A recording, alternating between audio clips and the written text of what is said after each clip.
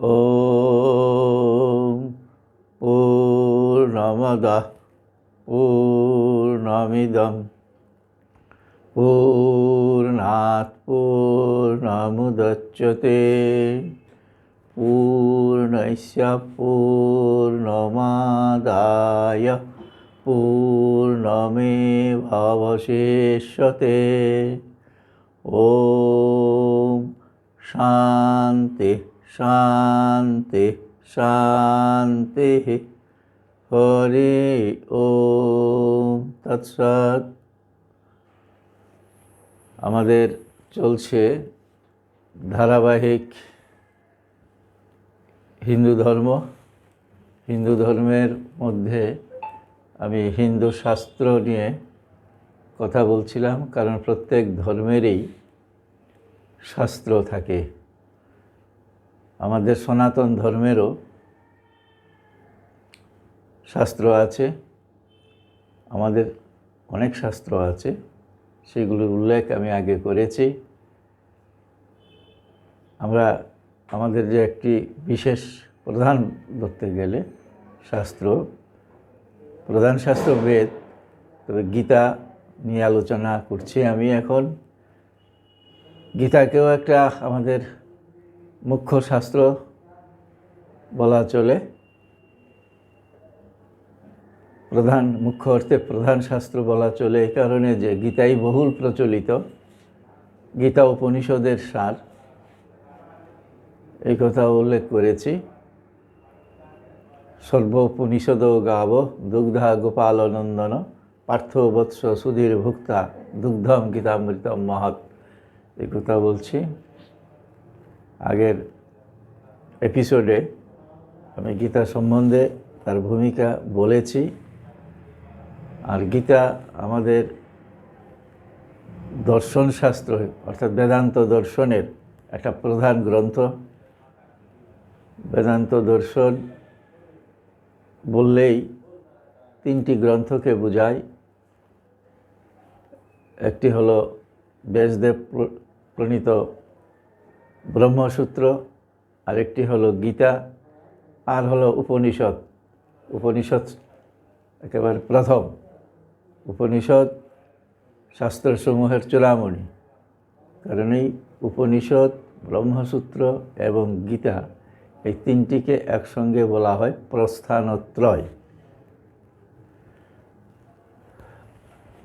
এই তিনটিকে বলা হয় প্রস্থানত্রয়। এই সম্বন্ধে আমি পরবর্তীকালে আলোচনা করব। এখন গীতার আলোচনা আরম্ভ করেছি। গীতার বিশেষ কিছু বৈশিষ্ট্য আছে, যার জন্যে এটাকে ভাগে ভাগে বলতে হবে। আজকে আমি গীতার বিষয়বস্তু সম্বন্ধে একটু আলোচনা করতে চাই। যে গীতাতে মোট 18টি অধ্যায় আছে। 18টি অধ্যায়ে ছান্দোগ্য উপনিষদের তত্ত্বমসি এই মহাবাক্য, তত্ত্বমসি এই মহাবাক্য, এই বাক্যটির ব্যাখ্যাই করা হয়েছে বলে এটি নির্দেশ করেছেন গীতার একজন বিখ্যাত টিকাকার শ্রীমন মধুসূদন সরস্বতী। তিনি একজন সন্ন্যাসী। গীতার টিকা ব্যাখ্যা অনেকেই রচনা করেছেন। তাদের মধ্যে যেমন আছেন সন্ন্যাসীরা, আছেন বিদগ্ধ পণ্ডিতরা, সন্ন্যাসী, গৃহী, ভক্ত, সকলেই গীতার ব্যাখ্যা রচনা করেছেন। সকলেই মানে অনেকে। এই জন্যে আমাদের বিভিন্ন গ্রন্থের দোকানে গীতা পাওয়া যাবে বিভিন্ন জনের ব্যাখ্যাত। সবই ভালো, প্রত্যেকেই যার যার মতো করে ব্যাখ্যা টিকা করেছেন। তার মধ্যে আমাদের কাছে প্রসিদ্ধ তিনজন ভগবান শঙ্করাচার্য অদ্বৈতবাদে ব্যাখ্যা করেছেন, মধুসূদন সরস্বতী এবং শ্রীধর স্বামী। তারা তিনজনই সন্ন্যাসী। মধুসূদন সরস্বতী অদ্বৈতবাদী ছিলেন, তিনি অদ্বৈতবাদের লাইনেই ব্যাখ্যা করেছেন, করলেও তিনি ভক্তিকে প্রাধান্য দিয়েছেন। শ্রীধর স্বামী তিনিও শঙ্করের মতকে অর্থাৎ আচার্য শঙ্করের মতকে শ্রদ্ধার সঙ্গে গ্রহণ করেছেন। গ্রহণ করেও তিনি বলেছেন যে গীতাতে আচার্য যেভাবে ব্যাখ্যা করেছেন আমি তার বিরোধিতা করছি না, কিন্তু তবু আমার কিছু নিজস্ব বক্তব্য আছে। একই কথা মধুসূদন সরস্বতীও বলেছেন। তো কারণেই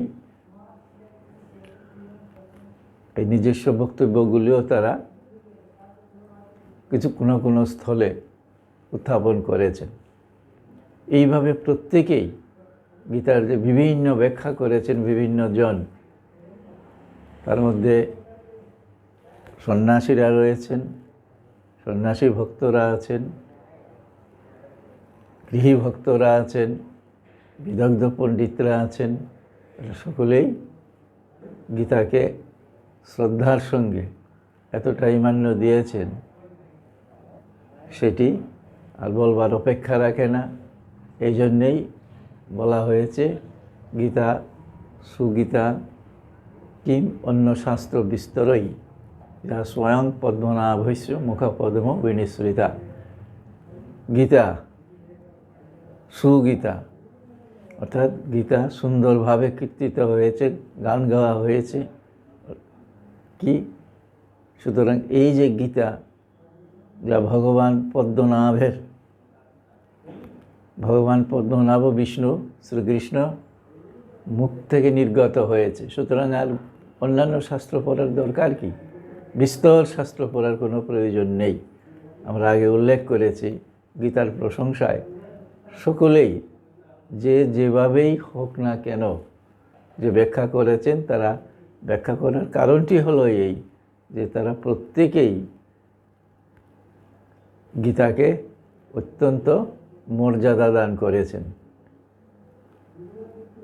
তার কারণ কি? কারণ হচ্ছে গীতার মতো এমন সুন্দর এবং সমন্বয়ী গ্রন্থ জগতে দুর্লভ। এখানে কোনো রকম বিশেষ কোনো ধর্মের উল্লেখ করে সেই কথা বলা হয়নি। ধর্মের যে মূল জিনিস তাই গীতাতে প্রতিপাদিত হয়েছে। ফলে সর্বধর্মের মানুষই গীতা পাঠে উপকৃত হন। কেউ গোঁড়ামিবশত না পড়তে পারে, সেটা তাদের ব্যাপার, কিন্তু গীতার কোনো ধর্মের নিন্দা নেই, কোনো বিশেষ ধর্মের প্রশংসাও নেই। এখানে একমাত্র প্রশংসা আছে যিনি সর্বশক্তিমান ঈশ্বর, তারই কথা কীর্তিত হয়েছে। যাই হোক, গীতার বিষয়বস্তুকে শ্রীমান মধুসূদন সরস্বতী এইভাবে ব্যাখ্যা করেছেন। কীভাবে বলেছেন? তিনি বলেছেন যে গীতাকে আমরা তিনটি অংশে বিভক্ত করতে পারি।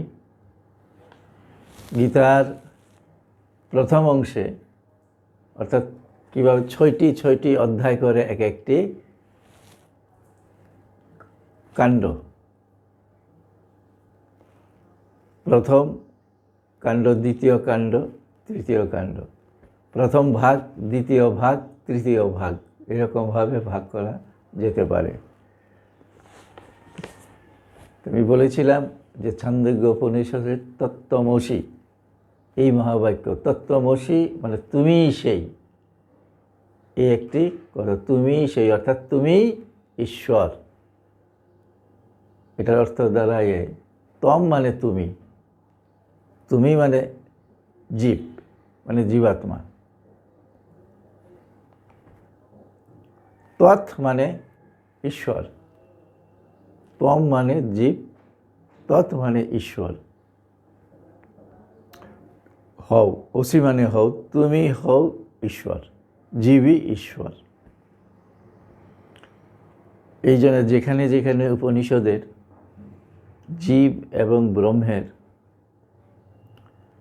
ঐক্য সম্পাদন করা হয়েছে, সেই বাক্যগুলোকে বলা হয় মহাবাক্য।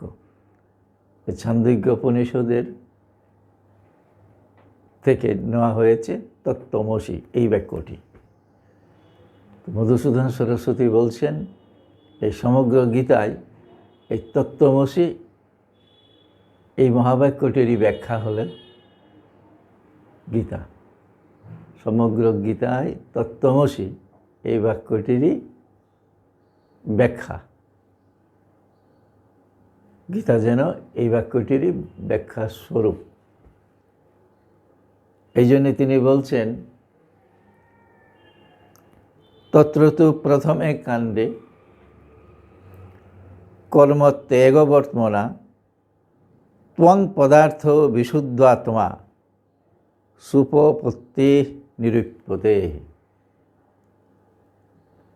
প্রথম কাণ্ডে অর্থাৎ প্রথম 6টি, প্রথম থেকে প্রথম অধ্যায়, দ্বিতীয় অধ্যায়, তৃতীয় অধ্যায়, চতুর্থ অধ্যায়, পঞ্চম অধ্যায়, ষষ্ঠ অধ্যায়, এই নিয়ে একটি কাণ্ড, একটি ভাগ।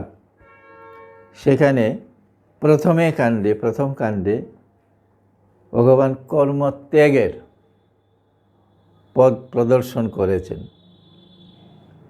করে তং পদার্থ বিশুদ্ধ আত্মা, তম মানে জীব, জীবাত্মা, তার সেই বিশুদ্ধ আত্মাকেই যুক্তি সহকারে নিরূপণ করেছেন।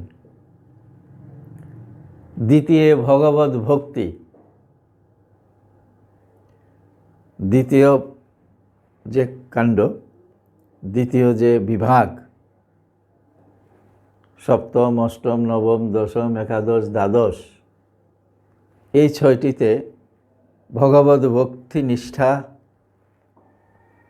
বর্ণনাবর্তমনা, অর্থাৎ সেখানে ভগবত নিষ্ঠার পথ প্রদর্শন করেছেন।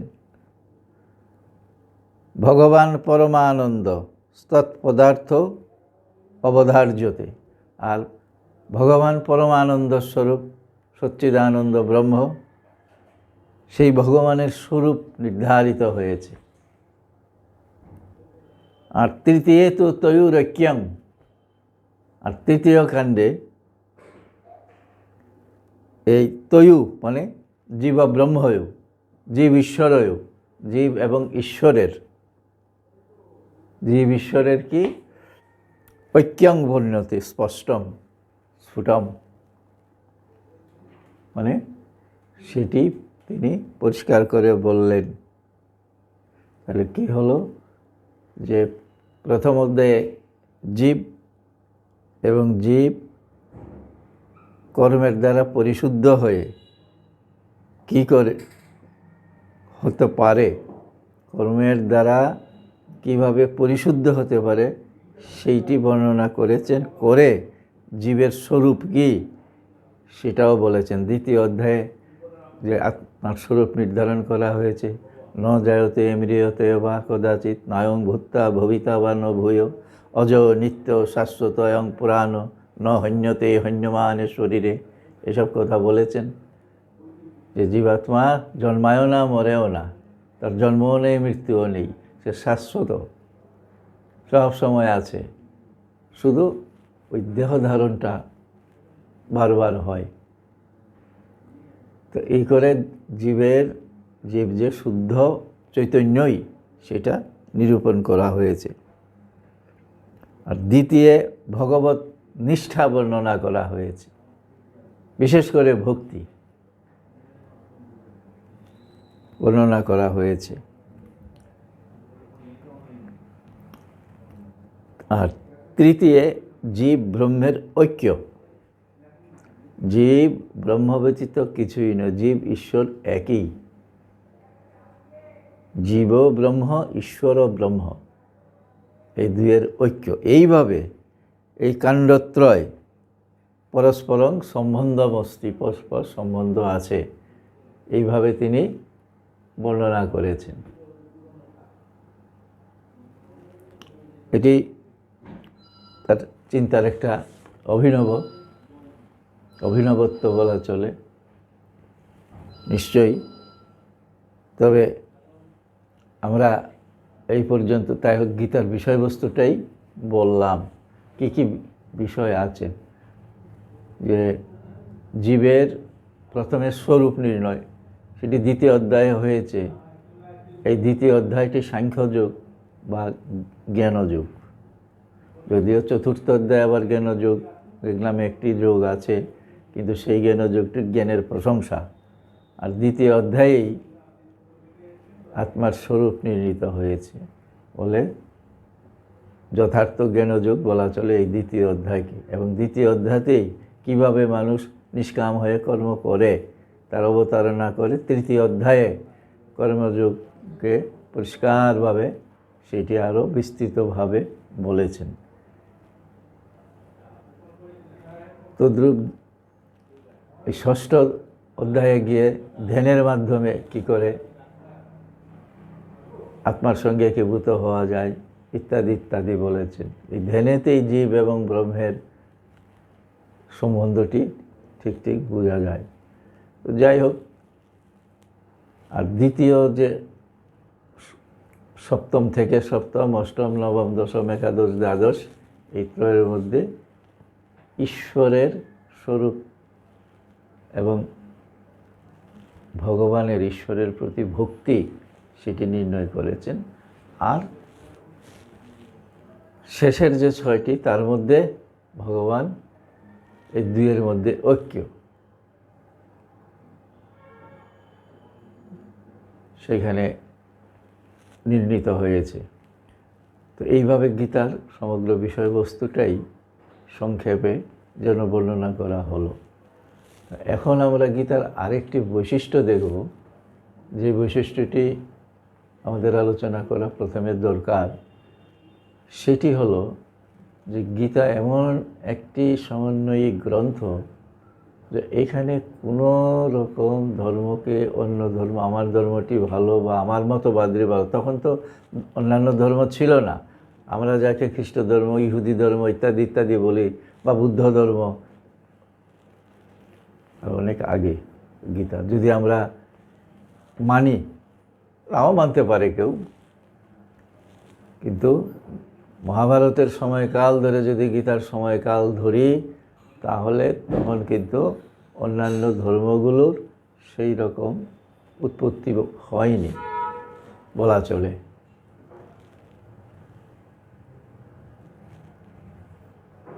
সেই রকম বলা চলে। তো এই কারণে গীতার কোনো ধর্মের নিন্দা করার কোনো প্রয়োজন হয়ে পড়েনি। তারপরে ভগবান বিশেষ কোনো মতবাদের, আমাদের যে সনাতন ধর্মের মত, বিভিন্ন মত আছে, আমাদের এই শাস্ত্রগুলোকে অবলম্বন করেই বিভিন্নজন বিভিন্ন রকম ভাবে চিন্তা করেছেন। উপনিষদকে নিয়ে, গীতাকে নিয়ে, ব্রহ্মসূত্রকে নিয়ে, পরমাত্মাকে নিয়ে, জীবের স্বরূপকে নিয়ে বিভিন্নজন বিভিন্নভাবে মত ব্যক্ত করেছেন। সকলের মতেই সমর্থনযোগ্য, প্রত্যেকেরই যুক্তি আছে। আমি হিন্দু ধর্মের প্রথম আলোচনায় বলেছিলাম, কেন আমাদের এত মত, এত পথ। মতপথই তো ধর্ম নয়। ধর্ম হলেন যাকে কেন্দ্র করে এই মতগুলোর সৃষ্টি হয়, তিনিই ধর্মস্বরূপ, ঈশ্বরই ধর্মস্বরূপ, পরমাত্মাই ধর্মস্বরূপ।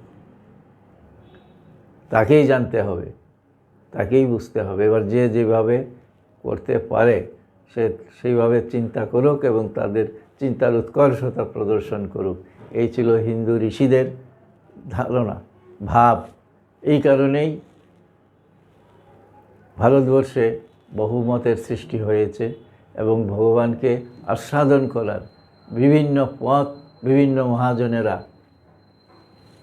আবিষ্কার করেছেন। শুধু এই অনন্ত যে ব্রহ্ম, অনন্ত যে ঈশ্বর, তাকে লাভ করা শুধু একটি মাত্র পথই থাকবে কেন? বহুভাবে মানুষ তাকে আস্বাদন করতে পারে, জানতে পারে। আমি প্রথমেই আমার প্রথম এপিসোডে হিন্দু ধর্ম সম্বন্ধে যখন বলছিলাম, সেই প্রথম এপিসোডেই আমি সেই জিনিসটি পরিষ্কার করেছিলাম। তা এখন আমরা সাধারণত দেখি যে মানুষ যারা ঈশ্বর সাধনা করে, যারা সাধক, তাদের মধ্যে 4টি শ্রেণী দেখা যায়। আমি প্রাকৃত মানুষের কথা বলছি না, বলছি যারা সাধক তাদেরকে বলছি। প্রাকৃত মানুষের ধর্ম প্রাকৃত বুদ্ধি দিয়েই হয়ে থাকে, কিন্তু যারা সাধক তারা তাকে লাভ করতে চায়। তাকে লাভ করলেই তো ধর্ম সাধনা পূর্ণ হয়। তাই তাদের মধ্যে 4টি শ্রেণী দেখা যায়। কেউ কেউ আছেন ভগবানের জন্যে কাজ করতে চায়, তার কর্মকেই তিনি ঈশ্বর সাধনার পথ হিসাবে বেছে নেন। যিনি বা যারা কর্মকে ঈশ্বর সাধনার পথ হিসাবে বেছে নেন, তারা হলেন কর্মযোগী। আচ্ছা, গীতাতে যোগ শব্দটি একটু বিশেষ অর্থে ব্যবহার হয়েছে। সাধারণত আমরা জানি যোগ বলে একটি আলাদা পথ আছে, যেটা ঋষি পতঞ্জলি তার যোগ দর্শনে ব্যক্ত করেছেন। এটা ধ্যানের মাধ্যমে ঈশ্বরকে বা পরমাত্মাকে জানার প্রচেষ্টা, এটাকে সাধারণত মুখ্য যোগ বলে। কিন্তু গীতাতে প্রত্যেকটি পথকে এক একটি যোগ বলা হয়েছে। তাই প্রধানত এই 4টি শ্রেণীর মানুষ বা সাধক দেখা যায়, যারা কর্মের মাধ্যমে যোগ হয়। যোগ হওয়া মানে ঈশ্বরের সঙ্গে যুক্ত হওয়া। জীব যেই পথ অবলম্বন করে, পথ মানে মত, যে মত অবলম্বন করে ঈশ্বরের সঙ্গে যুক্ত হতে চায় এবং যুক্ত হতে পারে, তাকে বলা হয়েছে যোগ। তো কর্মের দ্বারা যারা যুক্ত হতে চান ঈশ্বরের সঙ্গে, কর্মকেই প্রধান হিসাবে বেছে নেন, তারা হলেন কর্মযোগী। যোগ করেন যিনি, তিনি যোগী। তারা হলেন কর্মযোগী। কর্মযোগীর বৈশিষ্ট্য কি? তিনি সমস্ত কর্ম ঈশ্বরে সমর্পণ করেন, নিজের জন্যে কোনো কর্ম করেন না, সমস্ত কর্ম ঈশ্বরের জন্যে করেন। সমস্ত ফলাকাঙ্ক্ষা বিসর্জন দিয়ে তিনি কর্ম করেন। ওই কর্মযোগীদের জন্য ভগবান অতি সুন্দর করে এই কর্মযোগের ব্যাখ্যা করেছেন। কর্মযোগের ব্যাখ্যা করেছেন কেন? এই কর্মটি, এই কর্মযোগ বা মানুষকে কর্মে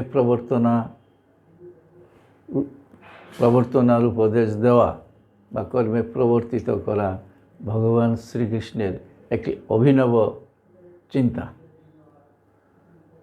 আমরা এই জগতে এসেছি কর্ম করবার জন্যে, কর্মফল ভোগ করবার জন্যে। এই সম্বন্ধে আমরা পরবর্তীকালে আলোচনা করব, যখন কর্মবাদ আলোচনা করব। তাই কর্ম না করে আমরা থাকতে পারবো না, কর্মে ছেড়ে থাকার জো নাই। ভগবানও বলছেন যে কর্ম না করলে আমাদের শরীরও যাত্রা হতো, অর্থাৎ শরীর নির্বাহ হবে না। এই কারণে কর্মকে কখনোই ত্যাগ করা যায় না, এত সহজ নয়।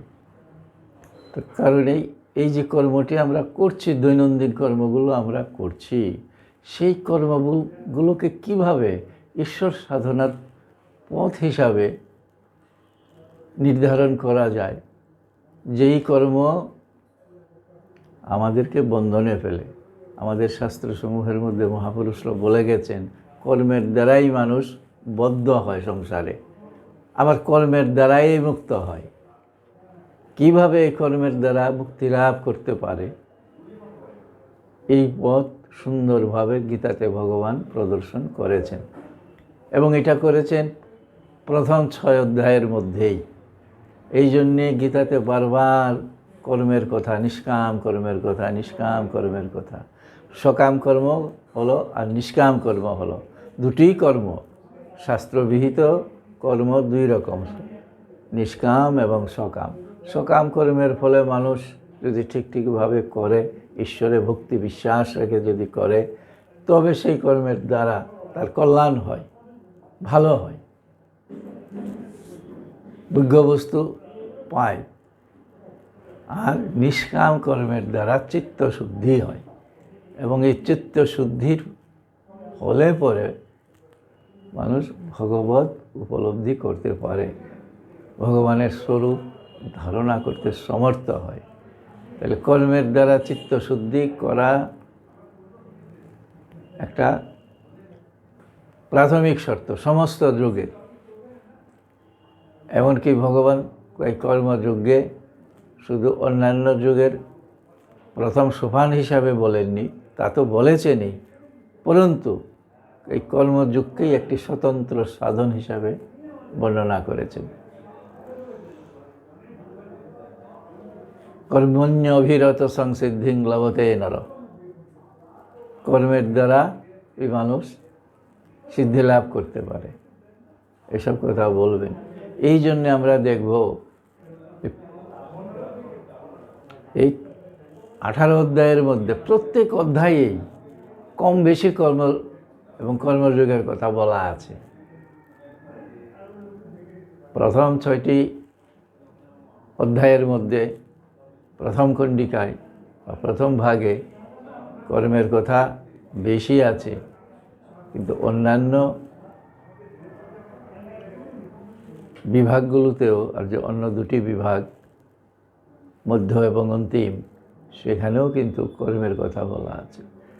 কারণ কি, কর্ম হলো এই মনুষ্য জীবনের একটা ভিত্তি। কর্ম না করে তো চলবে না। তাই কর্মটাকে কি করে করে আমি ভগবানের দিকে যেতে পারবো, এই নির্দেশটি গীতার একটা অভিনব নির্দেশ। কর্মযোগের কথা অন্যান্য শাস্ত্র পাওয়া যায়, তবে বলা যেতে পারে যে আমাদের কর্মযোগের স্পষ্ট ধারণাটি গীতার মধ্যেই আছে, এবং পরবর্তীকালের পুরাণাদি শাস্ত্র সমূহে এই যে কর্মের কথা এসেছে, নিষ্কাম কর্মের, এটা গীতাকে অনুসরণ করে এসেছে, এই কথাটি বলা যেতে পারে। কর্মযোগ, তারপরে জ্ঞানযোগ, জ্ঞান অর্থাৎ বিচার। জ্ঞান মানে বিচার, সদসৎ বিচারের মাধ্যমে ভগবানকে লাভ করা যায়। ভগবান শ্রীরামকৃষ্ণও সদসৎ বিচারের কথা বলেছেন। জ্ঞানযুগে বিচারই প্রধান। অনেকে কথামৃতের মধ্যে বিচার বুদ্ধিতে আমার বজ্রাঘাত হোক ইত্যাদি ইত্যাদি মাস্টারমশাইকে বলেছেন ঠাকুর। এই কথা শুনে অনেকেই ভাবে জ্ঞানযোগ বোধহয় কিছুই না, তাকে খাটো করা হয়েছে, বিচার করতে না করেছে। তা নয়, বারবার শ্রীরামকৃষ্ণ বলেছেন সদ অসৎ বিচার করবে। ভক্তি যেমন করবে, সঙ্গে সঙ্গে সদ অসৎ বিচার করতে হবে। সৎ কিনা ঈশ্বরই একমাত্র সৎ, ব্রহ্মই সৎ, সচ্চিদানন্দ তিনি, আর বাকি সব অসৎ। কেননা ঈশ্বরই সবসময় আছেন, তিনি এভার এক্সিস্ট, আর বাকি সব আছে, এই আছে এই নাই, এই জন্য এগুলি অসৎ। এই সদ অসৎ বিচারের মাধ্যমে অসৎ বস্তু ত্যাগ করে সৎ বস্তুকে দৃঢ়ভাবে আঁকড়ে ধরার যে রাস্তা ভগবান গীতাতে নির্দেশ করেছেন, এটি জ্ঞানযোগ। তারপরে ভক্তিযোগ বর্ণনা করেছেন, সেখানে ভক্তির কথা বলেছেন। ভক্তির দ্বারাই মুক্তি আমরা বহুবার পেয়েছি, কথামৃতেও জানি, গীতাতেও বলা হয়েছে।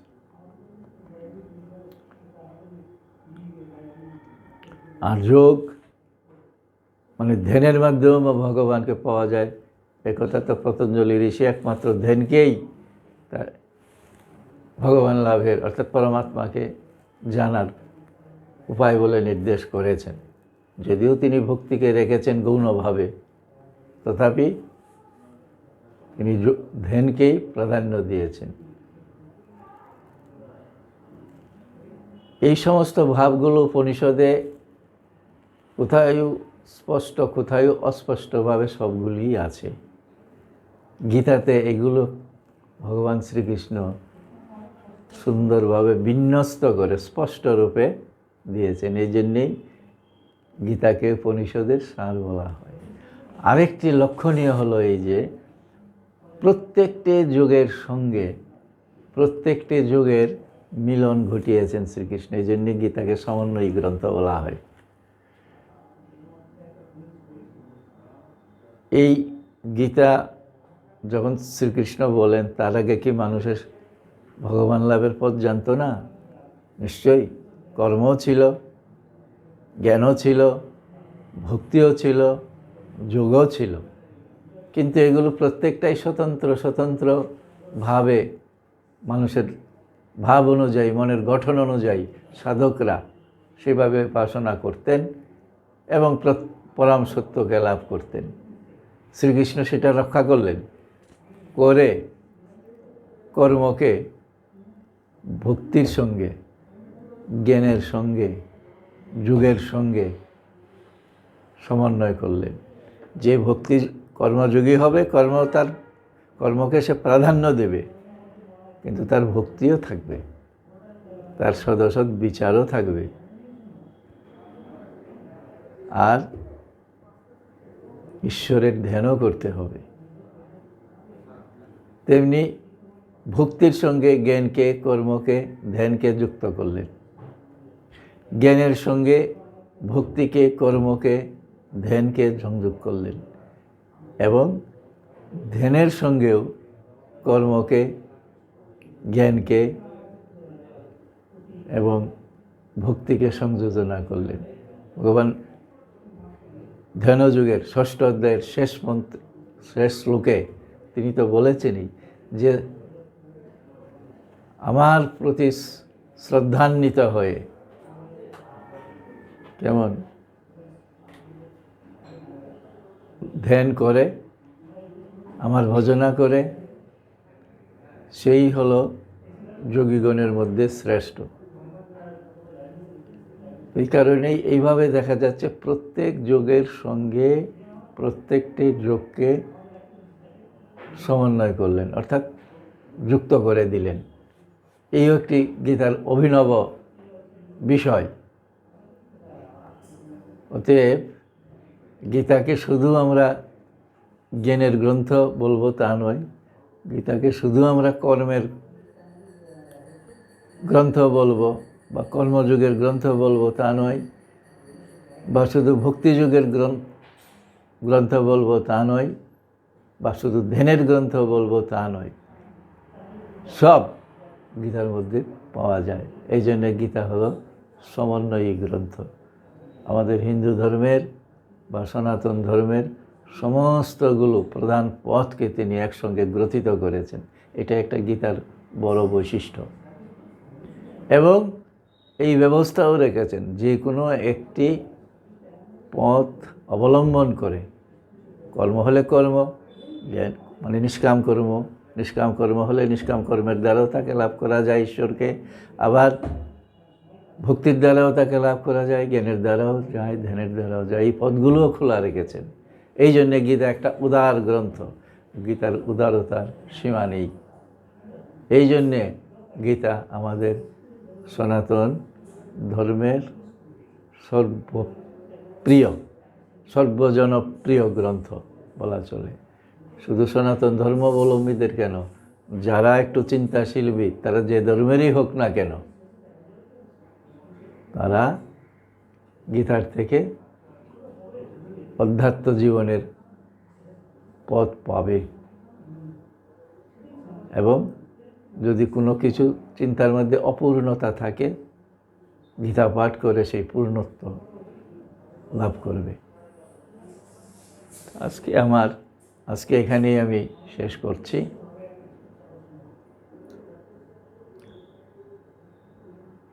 এরপরে আবার গীতার আরেকটি বৈশিষ্ট্য নিয়ে আলোচনা করব। আমি গীতার কোনো অধ্যায় ধরে আলোচনা করব না, কারণ সেইগুলো তো হচ্ছেই, বিভিন্ন জায়গায় গীতা পাঠ হচ্ছে। আমি একটা সার্বিকভাবে ধারণা দেব, কারণ হিন্দু সনাতন ধর্মের কথা বলতে গেলেই আমাদের যে গ্রন্থটির কথা মনে আসে গীতা। আমরা হয়তো বেদ, উপনিষদ ইত্যাদি ইত্যাদি বলতে পারবো না, কিন্তু যেই বলা হবে হিন্দুদের ধর্মগ্রন্থ কি, সকলেই বলে দেবে গীতা। এবং এটা অসমীচীন নয়। গীতার মধ্যেই আমাদের সনাতন ধর্মের সমস্ত কিছু ভাব, সমস্ত কিছু সাধন পথ নিহিত আছে। ওম শান্তি শান্তি শান্তি, হরি ওম তৎসৎ। শ্রীরামকৃষ্ণায় অর্পণমস্তু। প্রাণারাম প্রাণারাম প্রাণারাম প্রাণারাম প্রাণারাম প্রাণারাম, কি যেন লুকানো নামে তাই মিষ্ট এত তব নাম। প্রাণারাম প্রাণারাম প্রাণারাম প্রাণারাম প্রাণারাম।